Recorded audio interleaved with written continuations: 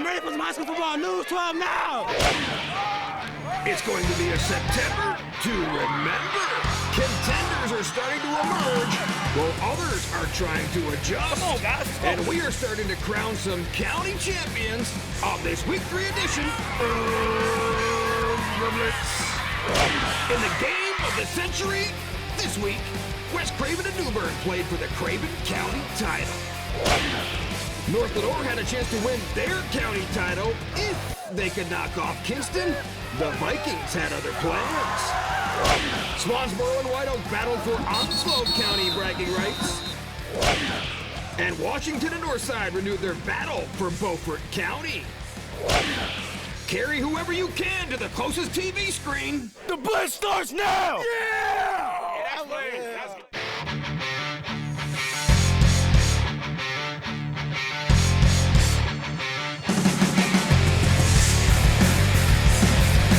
Welcome into another award-winning edition of The Blitz, and another week to get information on who teams are that are on the rise and who teams are that have to do some work. And we had one county championship on the line tonight between New Bern and West Craven. Woo! Emotions on the line in our law offices of John Drew Warlick Blitz premier matchup. Big crowd, standing room only at Clay Jordan Stadium in Chip. The Bears out to the 20-7 lead in the first half, but then West Craven came flying back. DJ Davis in the third quarter, looking for one of his favorite targets, and it is Xavier Cuthbertson taking it in. West Craven came back to take the 21-20 lead, and that had the Vanceboro, I don't even have a nickname for them, but they were all excited. They call this guy Pop. That is Terrence McCormick, the quarterback, keeps it in, and hey, Jeremy McDaniel, one of the greats from New Bern, who used to play for the Bills, back watching his team retake the lead. Then it was Carwin Magwood, the Duke, in for his second touchdown of the night.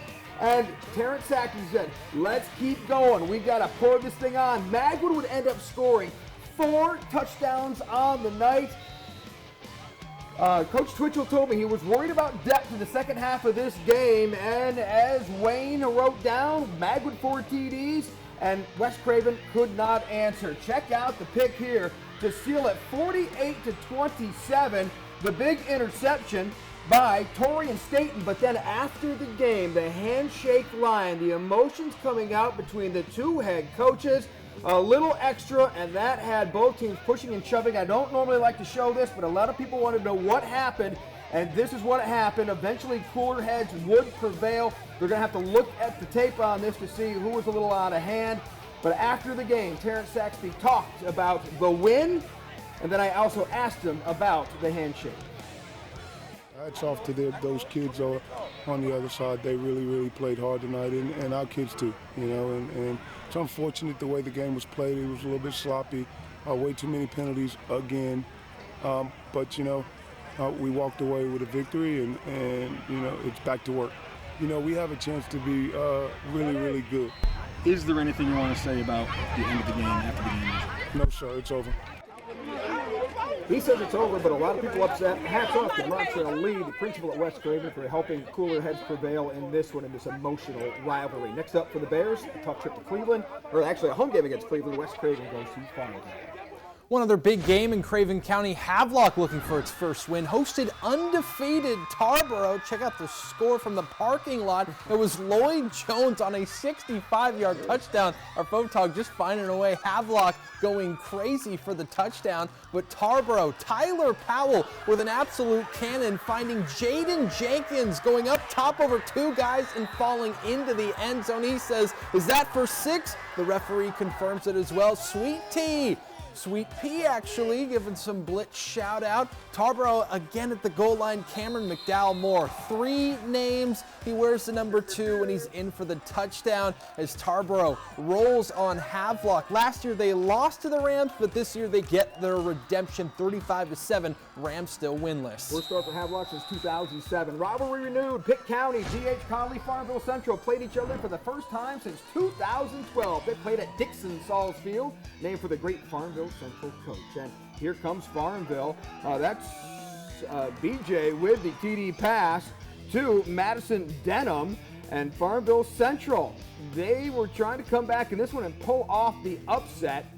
That was Conley, I should say, with the TD. And here comes Farmville Central. They would end up getting the win over D.H. Conley, 29-26 in a wild one at Dixon Salls Stadium. Wow, another big rivalry game in Pitt County. Undefeated South Central hit the road for the first time this season. Falcons spread their wings for the short trip to Bethel to take on a North Pitt team coming off its first loss. Remember last year the Falcons won on a last-second field goal? Well, the Panthers led 16-12 at halftime, but Coach Bowie made some adjustments. Jalen Butts on the rollout found Bobby Williams for the lead. 19-16 Falcons up. C.J. Wilson just wanted a water break, but the bottle's so dirty he had to clean it off before getting filled up. North Pitt trying to respond, but a strip in the backfield led to a scoop, and it almost was a score, but he stepped out of bounds, and C.J. just couldn't believe it on the sideline. Had to take off the headset. Ryan Bowie keeping it on with a chance to solidify the lead. Call your QB's number. Jalen Bucks walks in the score as the Falcons shut out the Panthers in the second half, winning 28-16, 3-0. Once again, Paul Cornwell saying, hey, I'm happy to be here. Thanks for the score updates, Paul. Up next for South Central, Laney, who squared off with J.H. Rose for the first time since 2009. Jacksonville native Steve Brooks taking his Buccaneers from Wilmington to Pitt County for the second time in 3 weeks. A little bus weary, I don't know, but here comes J.H. Rose with their fine quarterback Jimmy Martin. The touchdown pass wide open is number 80 for the score. And just like that, J.H. Rose having lots to celebrate. But let me tell you something now. After the Webb Evans score, Laney would not go away. They would actually take the lead in this one on the nice moves by Jeremiah Brown. Jeremiah was a touchdown machine. There's Steve Brooks in the huddle, but J.H. Rose, they would have too much in the end on this one as they're going to get the 33-18 win. How about one more TD for Rose up top? And he's got it in the back of the end zone. Does Cason Chase. Let's stay in Pitt County and take you to Littlefield. Ayden-Grifton back at home for the second straight week. The 1-1 Chargers welcoming 2-0 Fike. And the Golden Demons on a beautiful night for football looked like they were going to have themselves a night. The TD pass to Braylon Lofton, and Garrett Wingate says down 14-0. Let's see what I can draw up here. Well, he decides out of the Wildcat to just give it to his big guy, and Nigel Morgan, the wide receiver, takes it in, cut it to 14-7. Then on the kickoff, Fike fumbled it. Here comes E.J. Ruffin doing what he does best, run the ball in for the score. And how about this? A.G. ran away with it after that. They get the 37-22 win. 2 straight now for the Chargers. Now let's head over by the beach. West Carteret hosted North Brunswick. A Scorpions team the Patriots opened up the season with last year and lost this time around. Fourth quarter, 7:54 left in the game, tied at 28. North Brunswick, Kane Jenrette punches it into the end zone, making it 35-28. A few minutes later, North Brunswick driving again. The Patriots force the fumble with less than 2 minutes on the clock. And how about the defense coming up for Daniel Barrow's squad for the Patriots? They would drive down the field, and how about this nice pass over the middle? Tanner Payne to Jadrian Murray. He takes it down inside the 10-yard line, putting them into the red zone. Patriots knocking on the doorstep of scoring. A few plays later, 20 seconds on the clock, Joshua Bauman takes it in for the score. 34, Brunswick 35. So Coach Dan Barrow, he's on the sideline. He's going to drop the 2-point conversion. Big risk, but he's going to go for it, folks. He decides. Tanner Payne gets the job done. Patriots up 36-35 with 14 seconds left. The defense comes up with a stop, and the Patriots take the win. West Carteret 36, North Brunswick 35. Huge win in Moorhead City. East Carteret over in Beaufort. The Mariners looking for their first win of the season, hosted the undefeated Parrott Academy Patriots. First ever meeting between these two. And here comes Parrott, Christopher Stimson, looking for Ben Barrett, double B. Where are you? The lefty's going to throw it up and find Brinson back to the end zone for the score. Now look, East Carteret trying to come back. They don't have a lot of numbers this year, but they're trying to do what they can with Luke McIntosh at quarterback. Calls his own number, takes it in.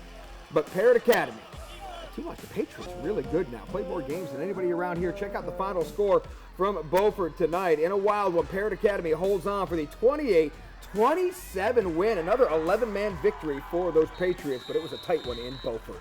Now let's go to Bear Grass for the 2-0 Bears and a Union team that just broke its 16-game losing streak. But right when our photog arrived, how about this? Kobe Beck on the rollout, finding Jamison Moore for the touchdown. He made that 26-0, and the fans were just enjoying themselves. You know the baseball field shares the football field? Yes, well, Vance Keel made sure to run away from the dirt and into the end zone. Number 2 just peeling away. He has been a monster this year for Terry Perry as the Bear Grass Bears win 56-24. Terry Perry happy to be 3-0. All right, quickly, let's check out Liberty Christian and Richlands looking for its first win of the season. Had an 8-man game against Father Capodanno, one of the 2 teams the Heat beat all time since starting the program in 2023. And check this out. Here they come, and here they go. Nice pass over the middle, and just like that, it is Liberty Christian getting the win.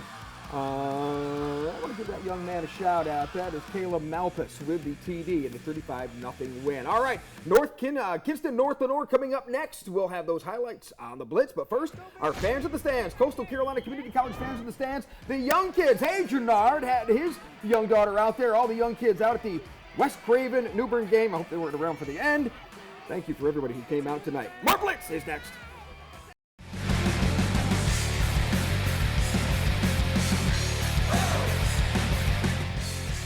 Hey, thank you for watching the Blitz. I always advocate for more trophy games in Eastern North Carolina. Every year, the Lenoir County champion gets to take home a traveling trophy. North Lenoir had a chance to win the Jimmy Smith Cup tonight if, and now I mean if, the Hawks could beat Kinston. The 2 rivals met up in Wheat Swamp. North Lenoir, fresh off its win over South Lenoir, trying to pull off the upset. Home opener for the Hawks. A little trouble getting through that banner to start, first game deal in Wheat Swamp. But how about that North Lenoir defense coming up with a pick early on? That is Jaquel Garner with the pick, but Jimmy with his cup says, should I give it to North Lenoir yet? No. Hold on.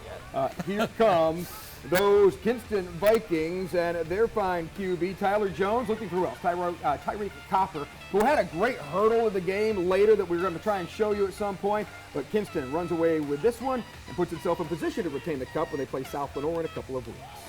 Let's stay in Lenoir County. We take you to Deep Run. South Lenoir hosted Lejeune for the program's first ever meeting. The Devil Pups looking for their first points of the season. Blue Devils looking for their second win. How about this early on in the offense for Lejeune? Actually, no, South Lenoir breaking off the run and going all the way for the touchdown. How about that? It was a big run there from South Lenoir, number 12. Kavion Mewborn over on the sideline. Actually, take it back. That was Jackson Owens, the senior. Lejeune couldn't stop South Lenoir. They did get the score 2 times, but South Lenoir now 2-1 on the year, winning 28-14. Jackson Owens again. East Duplin and their annual rivalry game with their neighbors from Richlands. Remember last year the Wildcats beat the Panthers for the first time since 2007. Well, in fact, they shut them out. Battle Holly and his Beulahville bunch had that on their minds as they traveled across the county border to Brock Ridge Stadium, and what a game they had. This thing was scoreless until late in the 4th quarter. This is actually, Richlands and East Duplin, and East Duplin with the pick. So they kept this thing scoreless. But then finally they go to overtime, tied 7-7, and East Duplin gets it in for the 14-7 lead. Richlands had a chance, 4th and goal at the goal line, and they came up inches short. East Duplin survives and stays undefeated, 3-0 on the year with the 14-7 dramatic win over Richlands. Yeah, go ahead and celebrate all the way back to Beulahville. What a finish in Richlands. Now James Keenan coming off an open week, we call that a bye week, hit the road again. The Tigers on the prowl in Bailey to take on Julius Pepper's alma mater, Southern Nash, matchup of powerhouse programs. 20-6 James Keenan with Southern Nash. Cameron Lyons takes the handoff and he goes in 20-14. Then James Keenan answers with Jeremiah Hall on the toss and he is gone 46 yards out for the touchdown. This was a back and forth game, but the Firebirds fight back in. Jaden Hartsfield takes it in from 4 yards out. Southern Nash now looking to take the lead. They give it to Hartsfield again. Southern Nash Firebirds get the win 44-42 over the Tigers. Wow, tough loss for James Keenan, but against a much bigger school. Wallace-Rose Hill on the road tonight. The Bulldogs left Duplin County, made the 40-minute bus ride to their rivals at Clinton. Dark Horse Stadium. Wallace-Rose Hill. Kevin Motzinger trying to figure out a way to stop those Dark Horses, but here they come. As that is Miles McCallop over the middle, to Zaire Strickland, and Zaire, I say, he would score the touchdown. Wallace trying to come back. They've had a tough schedule here early on, and they're going to their main stud, Jamari Lamb. He scores, but that would be about it, as despite them getting in on the two-point conversion, Clinton is going to get the win over Wallace-Rose Hill. I'm sorry, Wallace-Rose Hill came back. See, this is what I get for not looking at it. Wallace-Rose Hill down early, came back 22-18. Why would I mistrust my photographer who got us great highlights with Jamari Lamb getting in for the game-winning TD? Trusting his employees? Nah, let's show you an Onslow County rivalry game. White Oak hosted Swansboro. The Pirates fresh off their first win in 3 years. White Oak, though, Josh Smith looks to pass with the pressure on, so he says, you know what, I can tuck it and run. I'm also M-O-B-I-L-E mobile for the touchdown, getting the score. White Oak continued to roll on. Swansboro, actually, 34-3. That's a final score. White Oak getting the win. They've looked good ever since their first loss to Richlands. Let's check out Martin County, fresh off its first win of the John Wheeler era, hosted Hunt out of Wilson. And it was back to the wing tee for their quarterbacks as they stormed out onto the swamp in Williamston.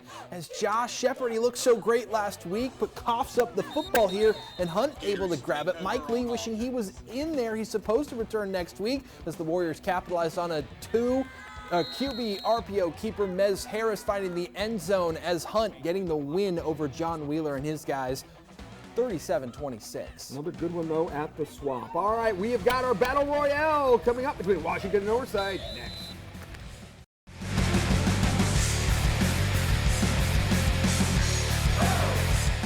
Thank you for watching The Blitz. It's time for our Battle Royale. Washington and Northside, they used to play each other every year. And they were the first two schools to play for the Anchor Bowl. Now that's the trophy up for grabs between Northside and Southside. Well, Washington said, I'd like to get at least back into some of this Beaufort County rivalry stuff. They hadn't played each other since 2019.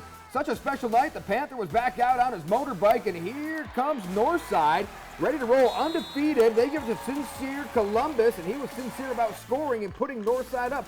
Washington trying to come back. Their quarterback, Evan Makepeace, he's going downfield, and he's got it.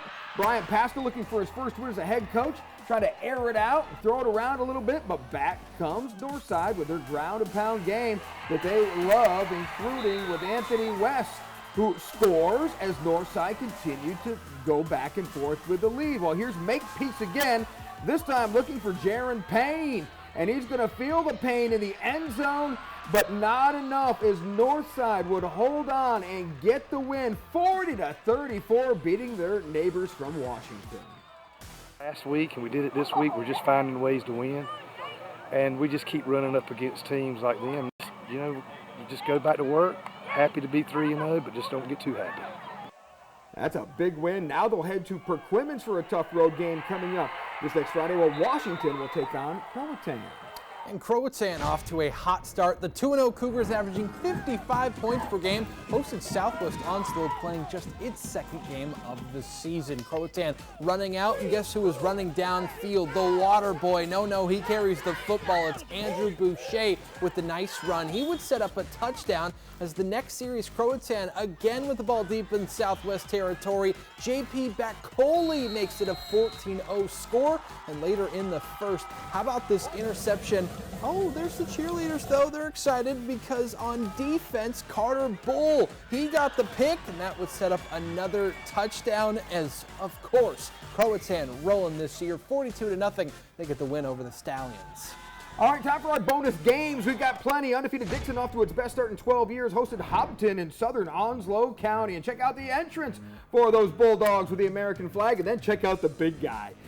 Kelly Davis has got a sense of humor. He's letting this big guy run all the way down. That is Cooper Lanier, 71 with the score. And that's how things are going for Dixon. As then Hopton fumbles, and it's going to be recovered by Dixon. Nick Olson is going to pick it up. We like to call that a scoop and a score. And then Dixon, boy, have they been rolling off to one of their best starts in a long time. The offensive coordinator says, okay, single wing, let's going to give it to J.J. Goulet, number 3. I'm glad you finally pronounced my name right. It's only taken you a year and a half. Goulet in for the touchdown. Dixon wins at 47-35. They are now 3-0 for the first time in a long time. Now let's check out undefeated North Duplin. The Rebels hosted winless Spring Creek in the Greater Calypso Phase-On area. First matchup since 2019. North Duplin, how about Vance Carter? He's going in for the goal line push for the touchdown. As Spring Creek, Christopher Hill got a run but stopped by North Duplin defense. If Trayshawn Ruffin is anywhere near that play, he is sniffing it out as North Duplin once again. Quan Stevens for the touchdown. 49, they just took the whole team and put them in the end zone. Everybody wants to give the Eagles, the Philadelphia Eagles, credit for the tush push. Look, man, Hugh Martin and the North Duplin Rebels have been doing it for a long time with that triple option. All right, now for some extra highlights. We call this the Blitz Extra. Highlights you did not see on Friday night because, well, the Blitz has some time constraints. But now we have all the time in the YouTube world to show you some of the other big games around Eastern North Carolina. We can breathe. Washington County had their home opener, but it wasn't really at home. They actually went and played it at Cresswell. If you remember, Cresswell and Plymouth combined to make Washington County, and they like to go back there to old Cresswell every now and then, and they took on Southside in that game. Well, it's going to be a few years before they get the new school having a football field there. So Washington County goes, all right, let's go up top and let's give them something to talk about. Well, Southside knocks it down there, but this would be a scoring fest as Washington County is going to get the win. Their defense would hold on when it mattered most. Final score, 36-32. The Panthers off the schneid and getting their first win for those Washington County Panthers. Northside Jacksonville hit the road for the first time this season. The 1-1 Monarchs traveled south on Highway 17 to Hampstead, where they took on the 0-2 Topsail Pirates. And how about this? Eric Patrick, cornerback, saw the ball and intercepts it, says, I will take that. And on the kickoff return, Gavin Davis, not only can he receive a lot of yards to be the #1 in program history, but he can also return it for touchdowns on the kickoff. As Northside gets the victory, 42-6. Topsail still winless on the season. Green Central has been unstoppable, and the Rams, 150 points scored in 2 games, 0 points allowed during that time, and they went to Wilson Prep tonight, and they kept on moving on. Thank you to my man David for giving me these great highlights tonight. David Bryant, the AD, coming through, and there was a lot of them to show you when it came to Green Central as they stay undefeated. The juggernaut continues, 30-8. Green Central now 3-0 with a big road victory at Wilson Prep. Let's check out the scoreboard for you to find out how some other teams did. Campbellsville County still waiting for their first win. Another tough game, this time on the road at Wake Prep. While Hertford County keeps Berkey winless, 34-12. And Northeastern, they win that rivalry game over Holmes, coming up big, 48-7. Other scores to talk about from the Friday night. Howard keeps Jones Sr. winless. Coach Perry's trying to get that thing turned around. Participation numbers have been low, moving back to 11-man football, but they're trying to get that thing worked out. Tough road loss. John Paul, big road win at Halifax, 49-0. And Pungo Christian, they keep on.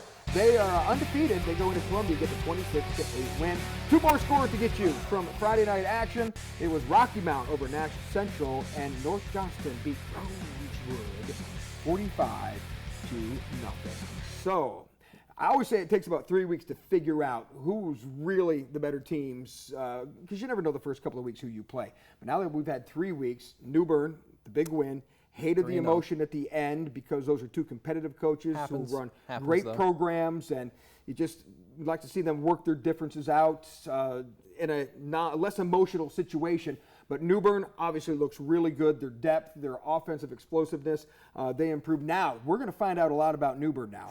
They host Cleveland, who's one of the best teams in the state, and then they travel to Huff in the Charlotte area. So the next 2 weeks for New Bern is really going to tell you a lot to see if they can contend for a state title. But that was a game where you got there. It was 21-20. West Craven had the lead. It showed that they faced some adversity. Yeah. It was the first time they had to come back and win the game. Terrence McCormick looked solid.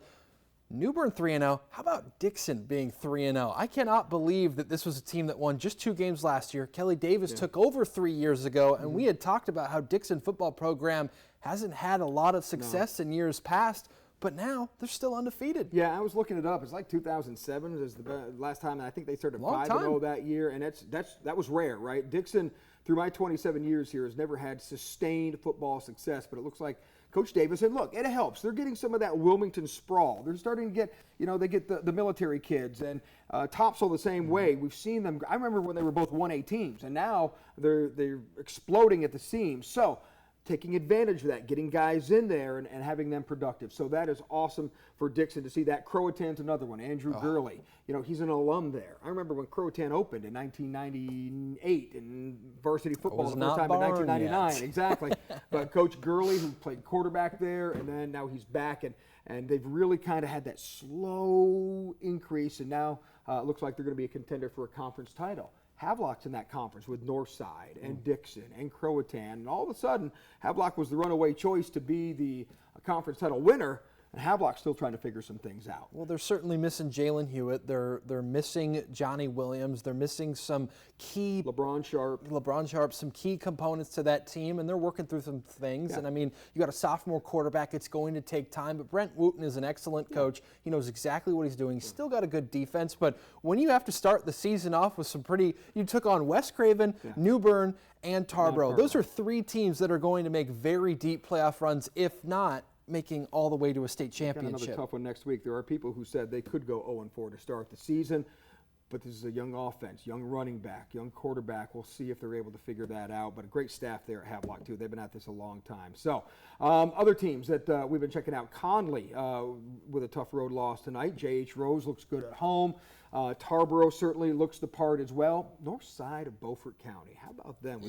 A big win over a team. They were beating them up. Washington was beating them up pretty good. That's why they ended the series. They felt like it was just not a good matchup. But this year they said, let's give it a shot. And look at that. They get a big win, a big gate as well. So Coach Boyd is very optimistic about, they're a 1A team. I think this is a team that can compete when it comes to the 1A playoffs if they can get through their conference. And Parrott Academy, how about Parrott Academy? 4-0.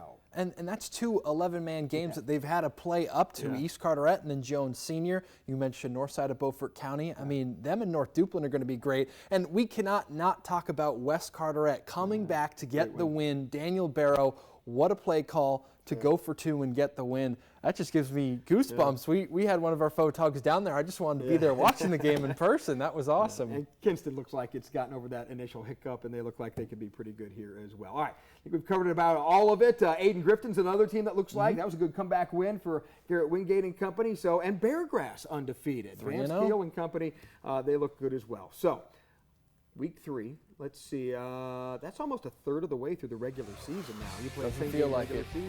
Well, we're starting to get a better picture of who are the contenders, and we'll find out even more next week when you join us on the Blitz. Blitz. I can't do it like he does. The Blitz.